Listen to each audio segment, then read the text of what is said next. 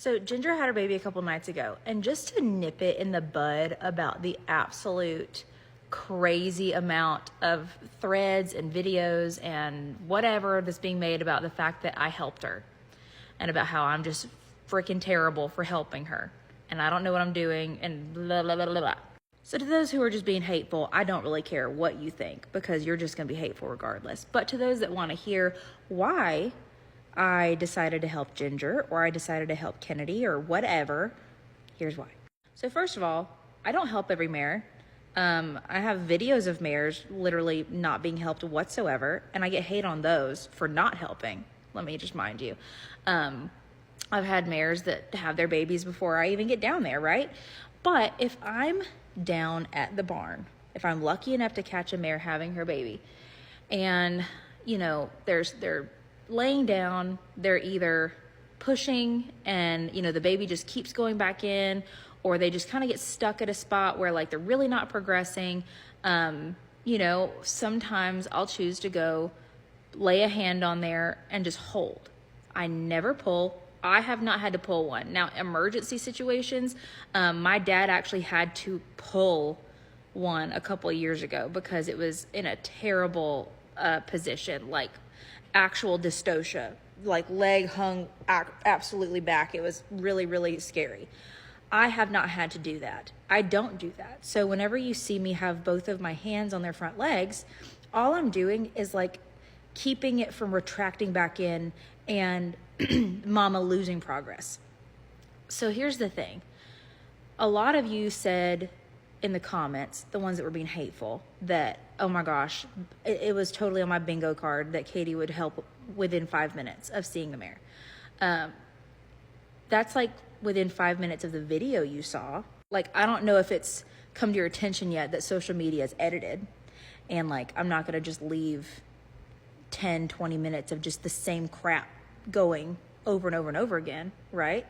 And so like we had watched her on the camera before we even entered the barn. We had watched her when we went in the barn, and she just stayed kind of at that same spot, talking about Ginger specifically. And, you know, one of the legs was a smidge hung back, like they're supposed to be off-centered, like not off-centered. They're not supposed to be completely square. But one of them was just like a little extra back. And as soon as I pulled it forward a bit, it like sailed through, like she went really, really quickly. But there's also the fact that if your mama is struggling and like taking a long time to push one out, why wouldn't you save her from being absolutely exhausted? Like if you could just go help her from, you know, losing track to where you're losing progress because the baby keeps retracting in. Sometimes mamas are like, you know, trying to get away from the pain, so they're getting up and down, and like changing their position constantly is like making that baby go back in. So if you can help your mama, which if you notice in the video with Ginger, she did get up when I opened her door, but then she literally comes over, I rub her neck, she lays down in front of me, like immediately. And so it's like, if your mama is so exhausted once the baby's born, then you're going to be doing a lot of the stimulating of the baby. You're going to be doing a lot of her job post-birth, or the baby's just going to be laying there, right?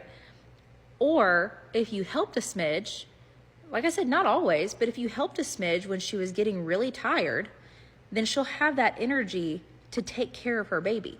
And there's always like a judgment call, because if you go too fast, sometimes they're in shock and they're like, I don't know what just happened. And, you know, then it's like, you know, you're doing the job post-birth regardless. But, you know, I feel like I know my mares really, really well, especially the ones that I foaled out before. And do I know everything? Absolutely not.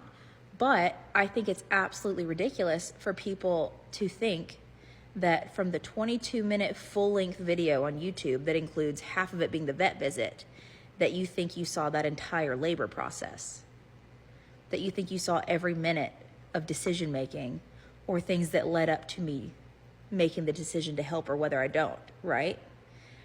And so I just want to say, I have a healthy mare and baby. My vet's fine with what I did. You can take that up with your vet and you can do what you would like to do with your mares. But for the rest of foaling season, I'm going to continue making judgment calls for my animals and for what I think is best. And I will continue to learn and ask questions and be open, but I will not, like, I'm blocking people left and right, okay? Not for disagreeing, but for being hateful. I will not let the hateful people on social media ruin my favorite time of year. So let's all learn together. Let's all enjoy the new life together. Let's all be kind. If we have something to say it respectfully instead of being an absolute hateful being. Because you're just going to get blocked. And then you can go read Reddit or whatever you do. Which, if that's what you do with your spare time, I would really consider getting a hobby that's productive. Because that's a little sad.